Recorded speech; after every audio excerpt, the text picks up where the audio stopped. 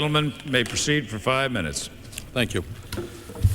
Mr. Speaker, as the only independent in the House, my views on many issues are different than my colleagues in the Democratic and Republican parties, and that's fine because that's what democracy is about.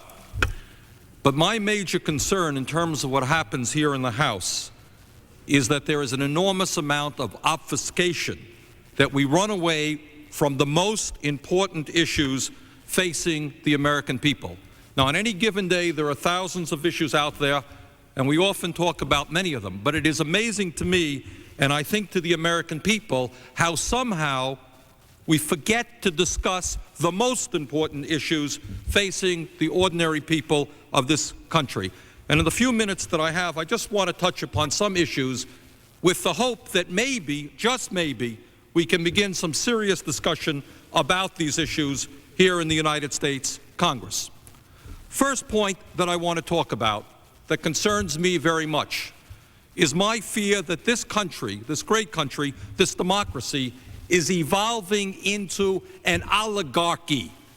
And an oligarchy is a country in which a few people have tremendous wealth and tremendous power and exercise that wealth and that power over all of the people. In the United States today, and this fact is not terribly well known, the wealthiest 1% of our population own 37% of the wealth. The wealthiest 1% of our population own more wealth than the bottom 90%. And what's going on in this country today is that the wealthiest people are becoming wealthier and have more power. The middle class is shrinking, and the poor are suffering more than they have ever suffered before. When we talk about oligarchy, we're talking about the power of the few over the political process. That means both major political parties. When we're talking about oligarchy, we're talking about an increased concentration in the media, where a few corporations control more and more of our television, of our radio, of our magazines, and of our newspapers.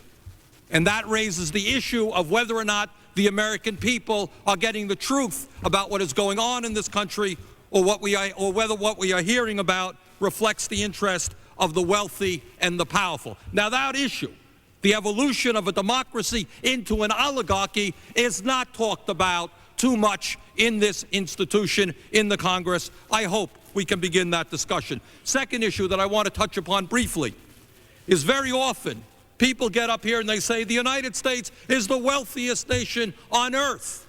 Well, they're wrong. It's not. The interesting question is, and the interesting issue is, 20 years ago, in terms of the wages and the benefits that ordinary Americans received, we were number one. We led the world. Our workers received the highest wages. Our health care system was the best. Our educational system was the best. Today, according to a variety of studies, we are 12th in the world. Do you want to know why German automobile manufacturers are coming to the United States today? They're coming to the United States for the same reason that American companies are going to Mexico. They're coming for cheap labor. Today, in terms of wages and many other indicators, we rank 12th in the world behind Western Europe and Scandinavia. Many of these countries have health care systems guaranteeing health care to all of their people. Many of these countries guarantee free educational opportunities to their people. So the question arises, how did the United States, under both Republican and Democratic leadership, go from first in the world to 12th in the world, and why are we not talking about that reality? Another point that I think should be raised when we talk about rich and poor and working people in this country is not simply to mention that the standard of living of working people is in rapid decline. That's important to point out. But we should point out that the gap between the rich and the poor is growing wider, and we should begin to ask some questions as to why the chief executive officers in the United States of America earn 157 times more than the workers in those corporations. 157 times. That is the largest gap in the industrialized world. In 1960 in this country, the gap was 40 to 1. In Japan today, my understanding is the gap is 32 to 1.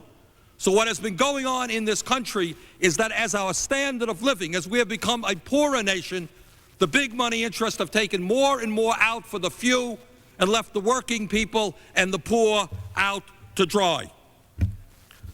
Last point that I want to touch upon. We can talk about the past and we can moan and be concerned of what's happened over the last 20 or 30 years, a real tragedy. But we should also be thinking about what's going on in the future and what we must do to change the trends. What concerns me very much is that when we talk about employment and you hear the unemployment statistics, 6.7%, doesn't sound too bad. Okay, thank you very much, Mr. Speaker. I'll be back.